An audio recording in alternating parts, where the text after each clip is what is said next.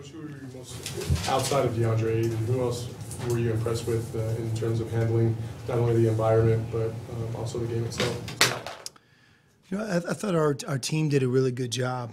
You know, I think this game this year is about a week later, and that's to our advantage because we have that many more practices. And obviously this summer we had the opportunity to go to Spain, which in addition to the trip gave us an additional 10 more practices. So I don't want to say we're advanced, but I thought, you know, for the most part, guys did a good job at both ends. You know, the thing about DeAndre is, you know, he's obviously a terrific basketball player, but he's a remarkable kid. He has done every single thing that we've asked him to do since he stepped foot on our campus.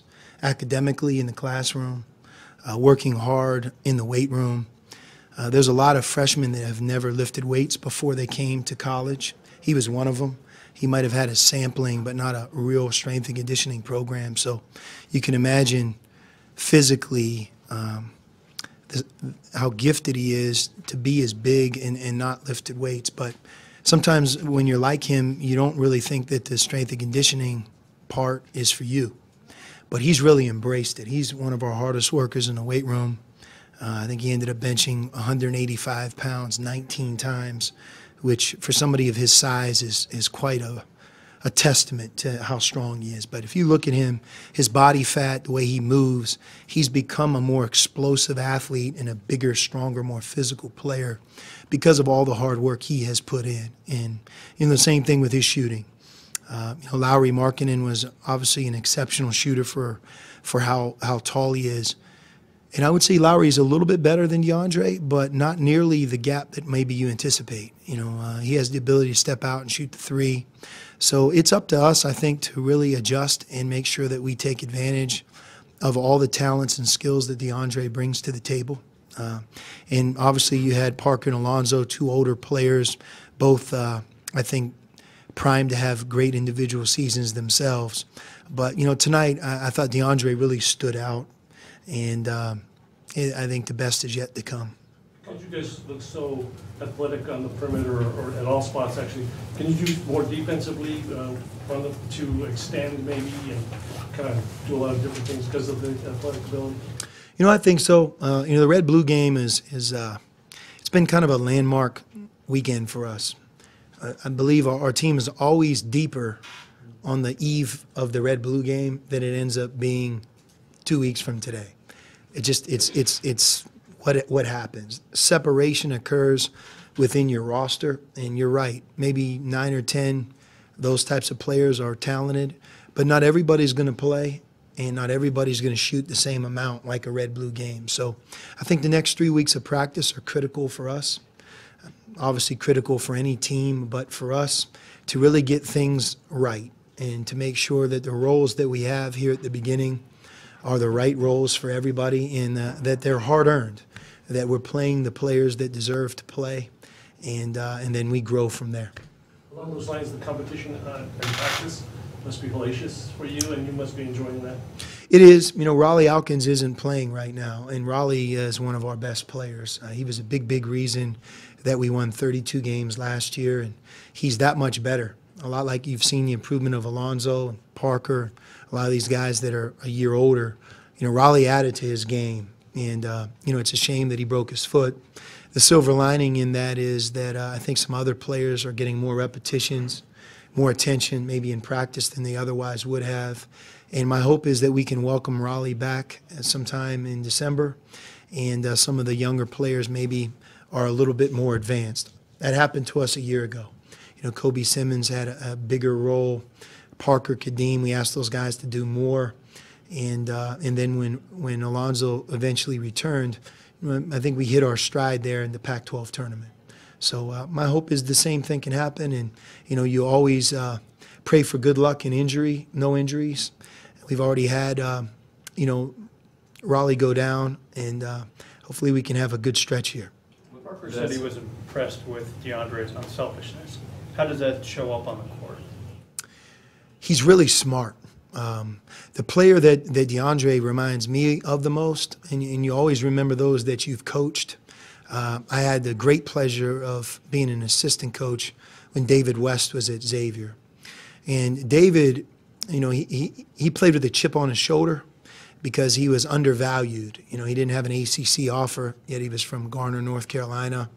And, man, I tell you what, that was a source of pride for him. He was a great competitor, but he also was very intelligent, almost like a guard, but yet he was a big man. And he has these hands and a touch facing the basket. Obviously, 15 years later, you know, David's done well for himself. DeAndre is like a 7-foot, 260-pound great athlete version of David. And, you know, obviously he has his head on his shoulders. It's been remarkable for me to be the coach of both Lowry and DeAndre the last 2 years because both guys came in, you know, ahead of the curve, had a great opportunity to be in school for just a year. Yet it was their attitude, their intelligence, their unselfishness that stood out. Not only with me, but with fans, with teammates. And when you hear Alonzo and you hear Parker give DeAndre credit, that means that he shows up every day and does what he's supposed to. And I would like to say this. I think this freshman class has an opportunity maybe to be our overall best freshman class that we've brought in. But a big reason is their attitude.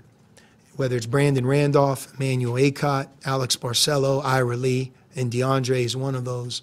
They have all been just willing learners, people that listen to their older teammates.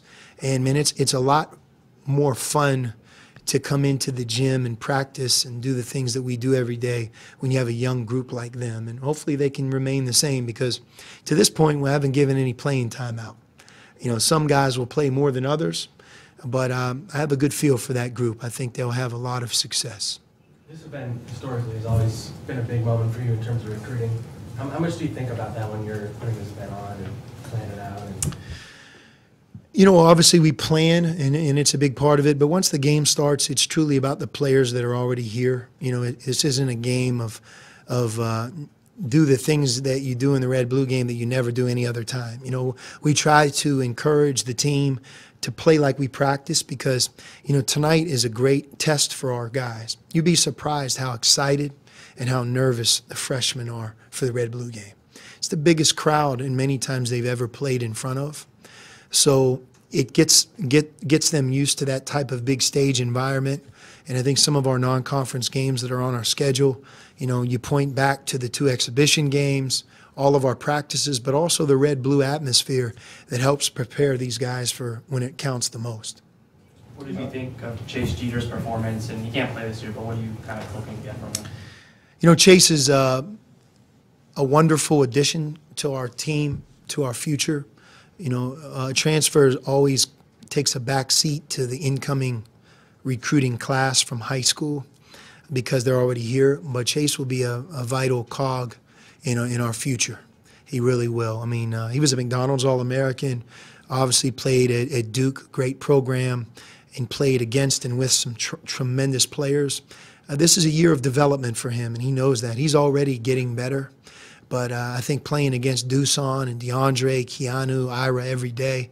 And by the way, Chase is a big part of that competitive environment that you hear about because he practices with and against us every day. So we treat him like he's able to play. We don't put him on the scout team. In my past, I feel like that develops guys in their sit-out year better. It keeps them more engaged, and it makes your practices more competitive than if we just put him on the sideline and, you know, try to almost ask him to be the other team. So we're gonna practice this way with Chase the whole year, and I think he'll really be the beneficiary of that. How would you characterize him as a player? Smart, plays both ends, very deceptive defensively, can block shots, has the ability to offensive and defensive rebound, plays very well with other good players, you know, and I think that his jump shot will continue to develop, as will his game around the basket. I noticed Emmanuel was guarding Alonzo for a good part of the game. Is that kind of an everyday thing in practice, and kind of how do they benefit from each other? Yeah, you know, Emmanuel didn't make as many shots here tonight. That's okay. We see him every day. He's as good of a defensive player as a freshman that we've had. And I don't say that lightly because Aaron Gordon, Rondé, Nick Johnson, and then as guys grew older, someone like a TJ McConnell, Kadeem in his senior year, Kyle Fogg, those guys really embraced that defensive end, but they were terrific defenders. Emmanuel's kind of like that now, and that's going to be a big role for him where he can get in the game, play different positions because we really trust his ability to defend. And again, back to him, a lot of freshmen don't think that way. It takes some maturity to realize that defense means something, but he's very, very mature in his thinking, and I think he'll add a tremendous value to our team defense and be able to guard the other team's best perimeter player. You know, Kadeem did that every game for 30, however many games he played last year, and I think Emmanuel will be that person for our team this year. With that said, him and does that give, I know you're a long way from the lineup, obviously, but looking at replacements possibly for Raleigh for the short term, him versus Brandon, it seems like Brandon could step right in there, but does Emmanuel maybe, is he pushing because of that defense? Or? Yeah, you know, they're very different players. You know, Emmanuel's blessed with unbelievable court vision. He's kind of like a point guard, even when he's not the actual point guard out there. Tremendous defensive player, great size. You know, Brandon, very explosive on the offensive end, continuing to develop defensively. I mean, we watch him every day, and I think as we continue to implement our system, we don't have a lot of set plays in. You know, Brandon is one of those guys that you want to free him up to score because he does it so naturally. And you know, Alex Barcelo, I want to talk about him as well. You know, if you watched him closely tonight, it's very difficult in the red-blue game to be successful as a freshman point guard.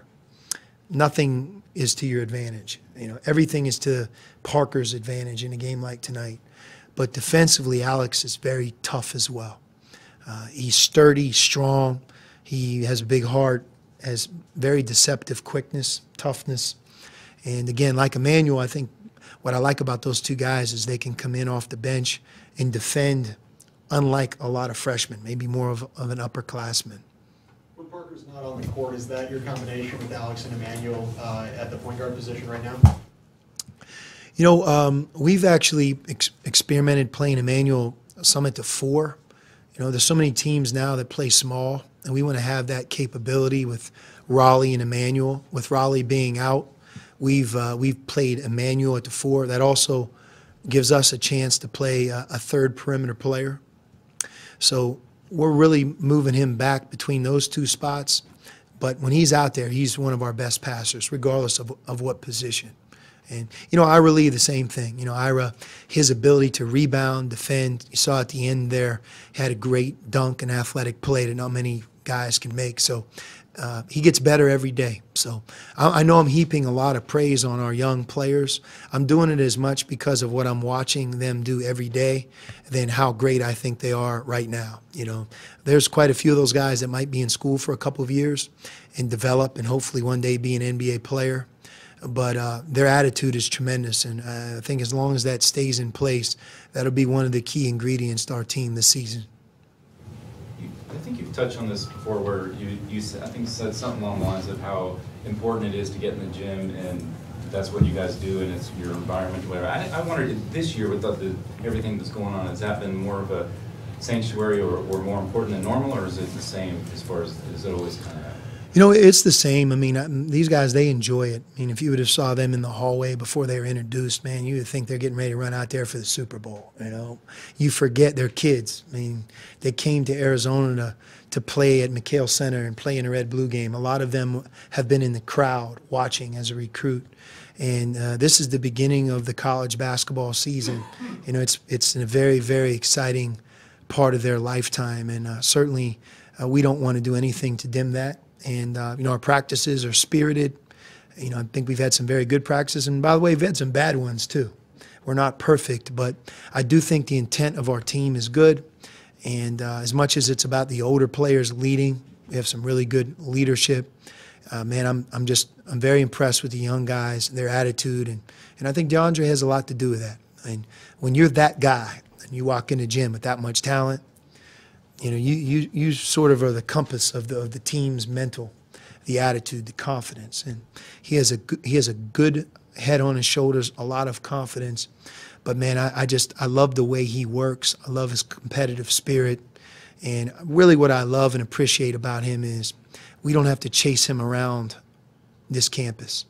He's where he's supposed to be. He does what he's supposed to do. And he's got a really bright future. It's exciting to have him. Have you determined what Ray Smith's going to do for you guys? You know, he's I don't really know the appropriate title. You know, he's almost a manager from that perspective because he's an undergraduate student taking classes, but he's not able to play in the games. He's not on our roster. But he's around quite a bit. When he's not around right now, it's because he has an academic obligation. I don't know how much he'll travel, especially during the peak times. You know, his priority is his degree and his academic life. But to have him around is not only great for our team, but I think it's great for Ray. You know, keeping these guys as a part of something that's bigger than themselves, the winning, the losing, the team camaraderie. You know, you miss that when you used to play and you no longer do. And, you know, that's happened at a very early age for Ray. Ironically, I was watching our team in our first exhibition game, you know, just kind of getting a feel for what our team would have looked like last year around this time. And he was in the game. You know, it's just you forget all that he's gone through. And maybe lastly, go back to ECOT, not ECOT, but to Eaton. The chemistry, PJ said that they were very, it's very, very good.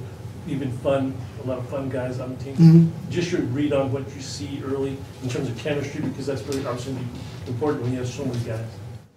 Yeah, you know, the team's chemistry is always a lot more spirited at the beginning. Again, we haven't sat on that one bench yet where a guy right now, we always, don't always, but most of the time I try to give a test, and it's as much for me to learn as it is for our team to learn. And the way the test works is, you know, you have 12 eligible players, and there's 200 minutes in a college basketball game. And if you score 80 points in a game, you're going to be one of probably the top 10 or 15 scoring teams in the country. So you give them all that information, and then you ask them, reasonable, knowing who's in this room, how many points per game do you think you'll score, and how many minutes do you feel like you'll truly be able to earn on this year's team? What you say can't be wrong. It's not going to be read to the team, and we have them handed in.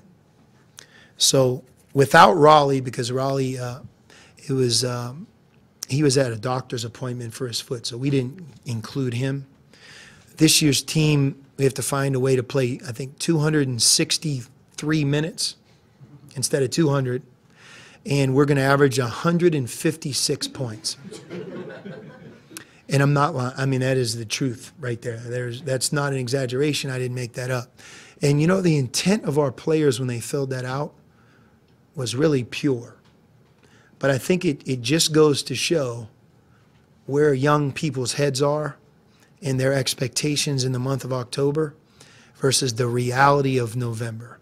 And I think we get into Christmas, we'll have a better sense of our overall team's chemistry, but I do like where our guys are now in spite of what I told you. When you get those numbers back, do you sit down with them and become realistic with them, or do you let them float with that for a while? No, then, you know, you share it with them, and, you know, the look on their face is like, wow. But, you know, even a couple guys, I think the leading scorer that we've ever had in 9 years, maybe Derek Williams, was about 20 a game. That was a different type of team, and he was very talented. Lowry was about 17. Stanley, I think, about 14. So there's a lot of guys that have left here that have gone on to do great things, but they averaged about that. You know, a couple guys wrote 25. You know, so again, it's part of coaching as much as about the set play or getting our defense organized. You know, really rationalizing and making sure that expectations are managed, and we have a group that's really playing and understanding that the more team success we have, the more things that will come back around for them as an individual. Does that always encourage you that